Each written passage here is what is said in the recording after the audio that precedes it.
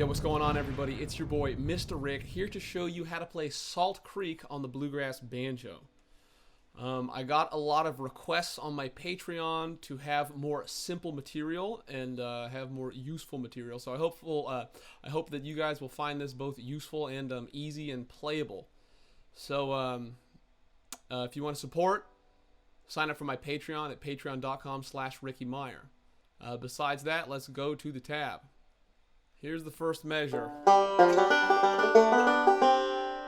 And basically how this works, at least in my mind, is what you want to focus on here is like these 3 forward rolls. And it's going to be a little more simple if you actually understand it like this. Well, even more like this. If you understand this. And by the way, measure 1 is the same as measure 5. You see that? But all I want to illustrate to you is that there's 3 forward rolls happening right there. And what we're going to do is we're going to add some accoutrements to it, some accidentals, some embellishments, if you will. It's 3 forward rolls. Thumb 1, 2, thumb 1, 2, thumb 1, 2. That's what's happening there. So if you can understand that much, the next thing we can do is add a 2 right here. So then what we have is we have this. And you can practice that a little bit. But the fundamental thing that I'm trying to show you is we're going to play the same roll and change the notes in the left hand while keeping the roll. And this is really what makes Bluegrass Banjo to me. Okay, so the next thing we'll do is we'll add a slide right here. I don't really like writing in the slide. I mean, you can like put a little S there, but for me, it's just too much text and it kind of confuses me. So I'm just gonna keep it like this. So you can play that a few more times.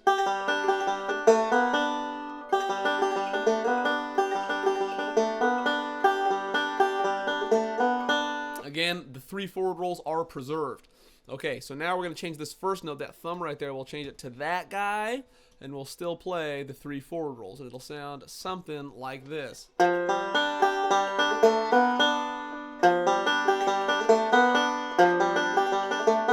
Again, the 3 forward rolls are preserved. Last thing we'll do to this, boom, add that 5 right there. So then we're going to be sliding.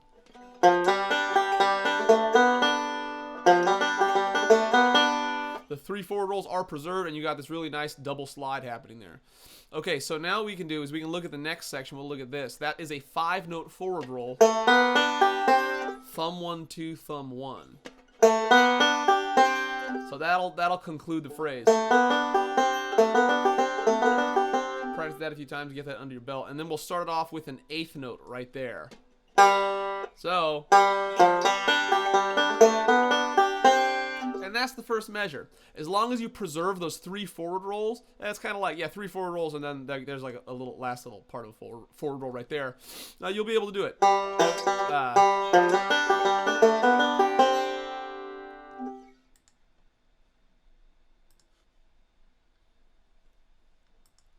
Okay, so next we have measure 2. Okay, so basically what this is, and to simplify this, I mean, that's a pull-off right there. I like looking at these. I hate the way that looks. Okay, so what we can do right there is it's a 4-note pattern happening 3 times, right? This guy. And what I want you to see is just the roll pattern. So let's take away that pull-off and just look at this little 4-note grouping. And what that is to me, that is a square roll. That is thumb 1, thumb 2. And you can see it open. Oops. You can see it like that. Then it's a And you can repeat that indefinitely to get a feel for that roll, but we're doing it kind of over an F chord, basically. Of course, the song is an A, but we're doing an open G just because it's easier. But when you play it in a band, you'll be playing it capo too, but unless they're cool and they want to play it open, because that's how I tend to do it. Like the fiddle players can play it in G. They won't mind. So anyways, this guy right here, it's a square roll 3 times in a row, and then you end on the open 4th string right there. Right there, baby. So if you want to, you can add the pull-off in there. It's not exactly necessary, but it's nice for the sound. But what's more important for you, the beginner, if you are a beginner, is just to play the roll. The roll is going to be more important than getting the fancy left-hand stuff. For you advanced players or advanced intermediate players, instead of a pull-off, you can do a hammer-on. And if you want to be creative with it, you can mix and match. Or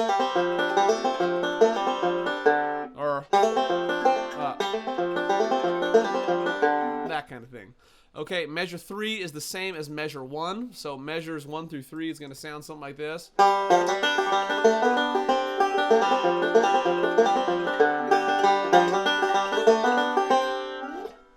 That's up to there. I did the pull-off. Let me write those back in. Okay, so then brings us to this last measure. Of course, it has a pickup coming there on the and of 3, or the and of 4 in measure 3.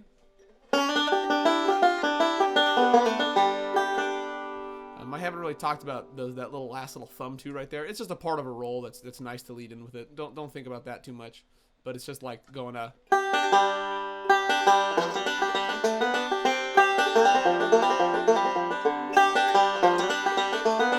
give you a nice Scruggs style sound. Okay, so this measure 4, let's break this up into 4-note rolls. So the first roll, oh my God, don't do this to me. The first roll, this 4-note right there, that is a 4-note forward roll. If we break that down, let's see, is this gonna work? Yeah. If we take it down here, I'll write this roll out. If we write a forward roll that repeats indefinitely, what that roll is up there, it's a 4-note section of a forward roll. That makes sense, right? There's a 3-note roll repeated indefinitely. We've taken a 4-note slice of that. So this roll right here, I call it a 4-note thumb forward because it starts on the thumb. Okay. This next roll, that is an alternate middle roll. The middle finger is repeated right there. And then if you want to write that roll out indefinitely, it's going to look something like this.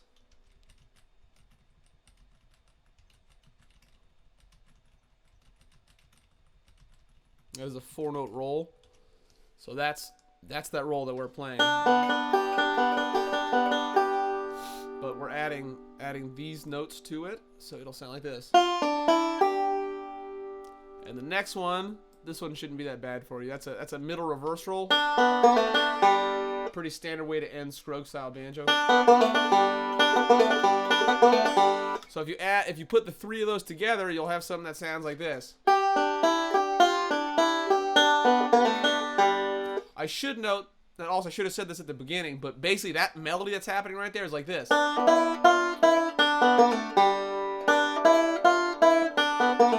we add the roll to it, and it takes on more of a bluegrass kind of rolling sound. Of course, we start with a pickup, do a thumb 2 right there in the right hand.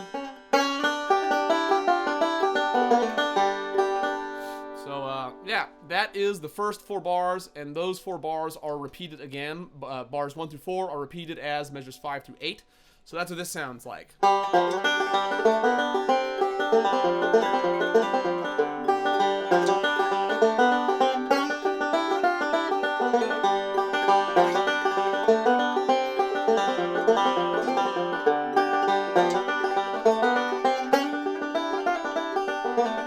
Okay, cool. let's go on to measure 9. Okay, cool. So the thing to notice about this is both measures 9 and 10, I arranged it like this because it illustrates good bluegrass banjo in my opinion. But the rolls are the same, but the notes are changing. So measures 9 and 10 sound like this. Let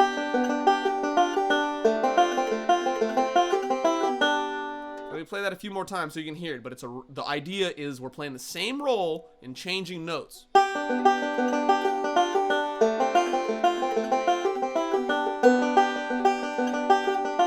And then we end it with the same lick from the first part.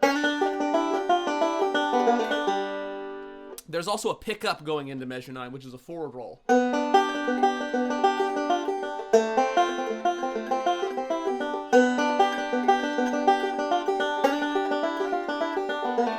Okay, cool. So how you want to analyze this roll, basically, we'll look at the first 4 notes. That's middle reverse. It's a reverse roll that starts on the middle finger. It's also a 4-note grouping.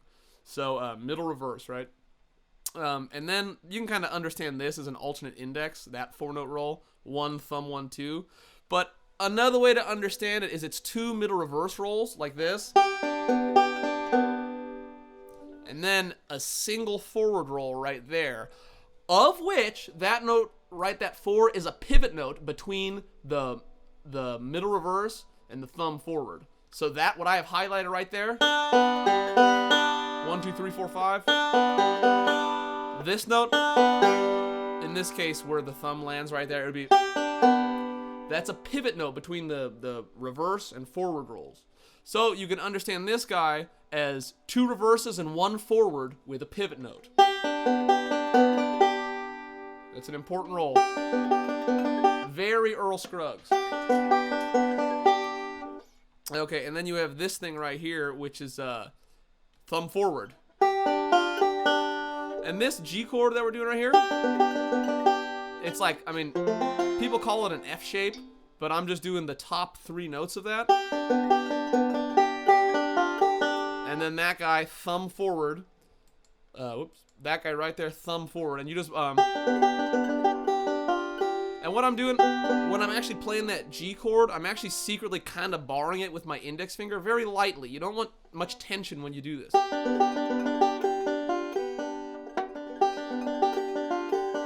And then, yeah. That should make sense as long as you understand that that's a thumb forward roll. So basically you got 2 reverse rolls, and then you actually have 2 forward rolls. So you can understand it like that. 2 backwards, 1 forward. And then with that little bar thing right there. Also, it should be noted right here, like what's happening in this section, that's a forward roll going into the double reverse roll. So that is exactly what's happening here. So this measure now is going to be literally the same thing except a whole step down in F. And then this little thumb forward roll that happens right there goes to a C chord. And then the roll happens again.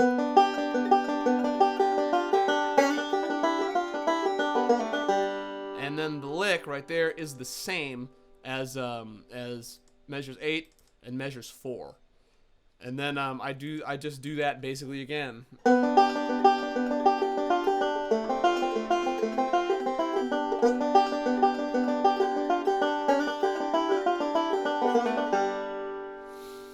Yeah, so that's Salt Creek. If I can open up a little bit on it, you can kind of see what else stuff I would do on it.